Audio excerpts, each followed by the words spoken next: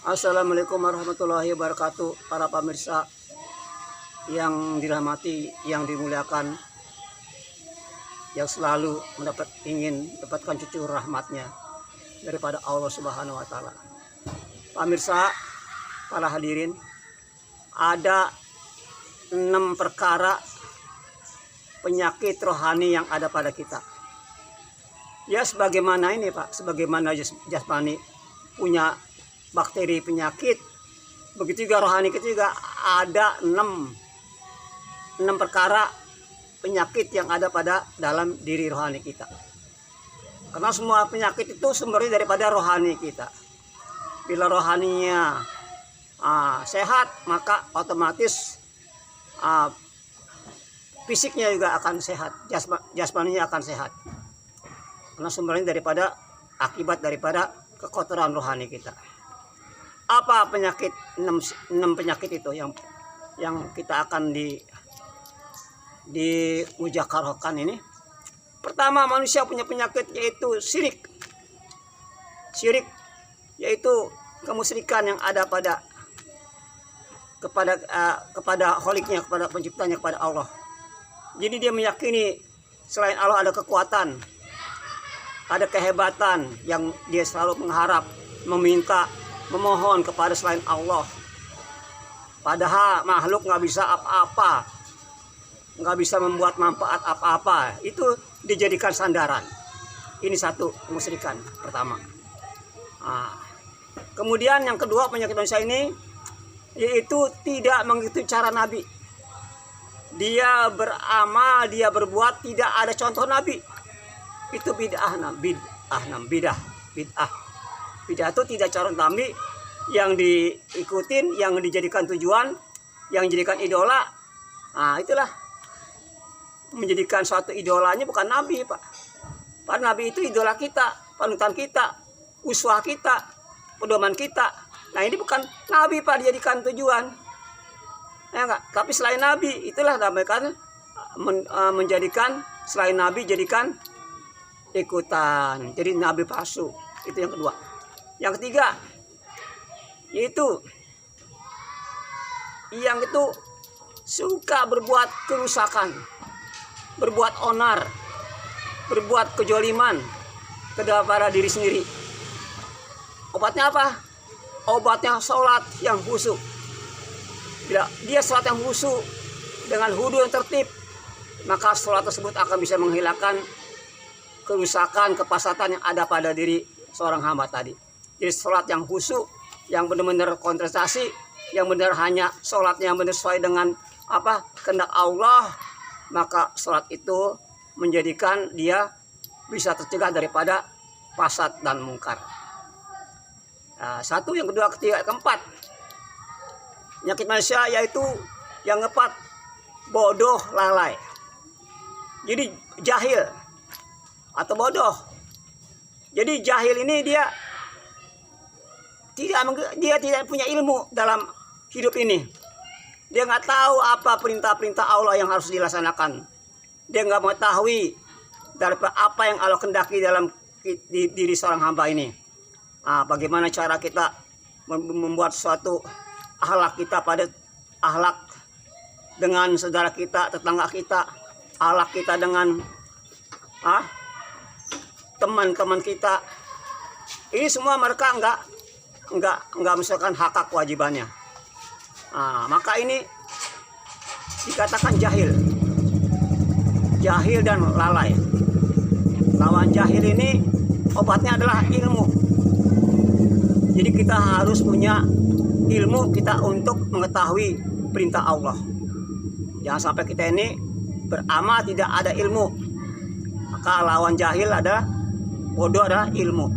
Dan lalai itu tidak ingat pada Allah, tidak ingat kepada, hatinya kosong, tidak ada ingat Allah sedikit pun, itu lalai. Lawannya apa Pak? Zikir itu ingat. Dengan kita ingat pada Allah, hati akan tenang. Dengan ingat Allah ini, maka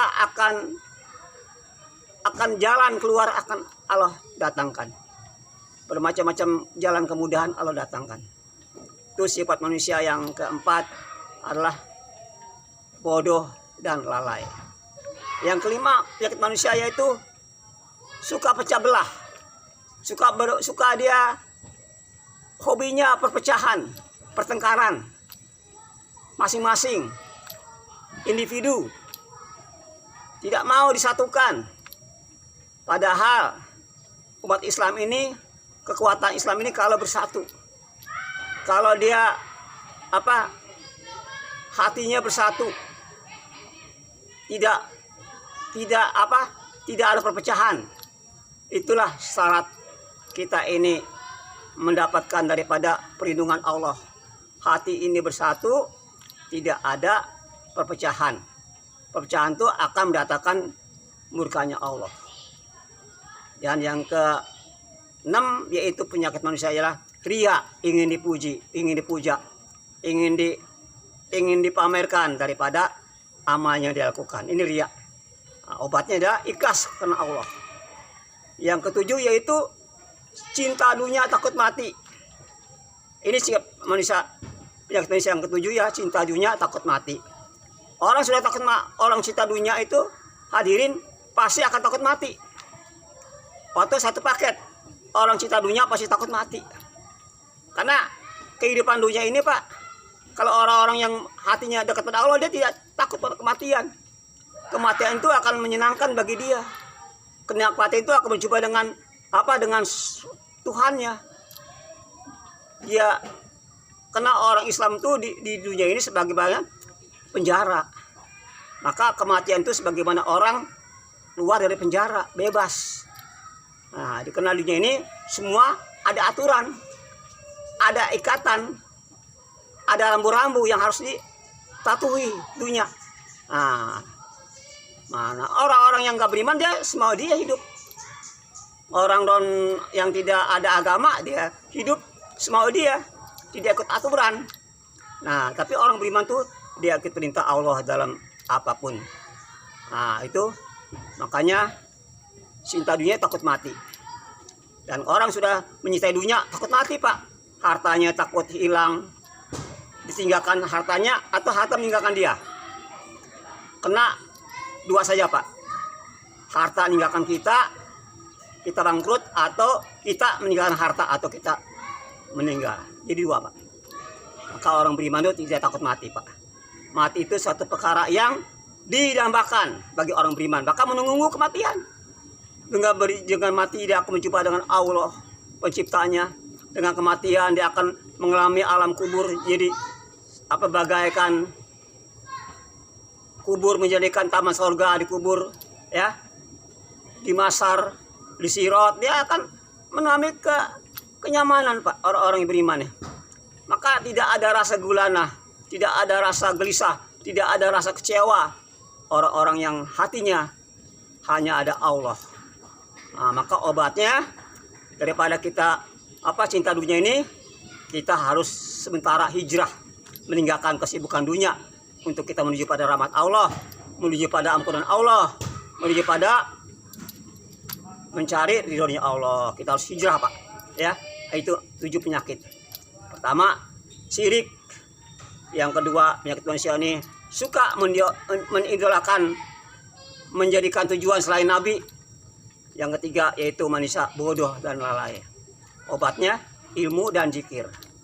Yang keempat yaitu suka kerusakan, suka berbuat onar. Obatnya sholat khusyuk kudu. Nah, yang kelima itu ria dalam beramal. Obatnya ikhlas dalam beramal. Dan yang terakhir cinta dunia. Obatnya yaitu dia tinggalkan dunia sebentar untuk hijrah, untuk menuju kepada perkara yang tidak sesuai dengan cara-cara yang dia lakukan. Itu hijrah. 7 perkara, Pak. Kalau ini kita lakukan, insya Allah, Pak, kita akan sempurna menghadap Allah.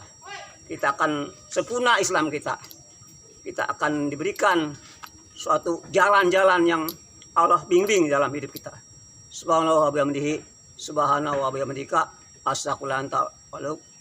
Assalamualaikum warahmatullahi wabarakatuh.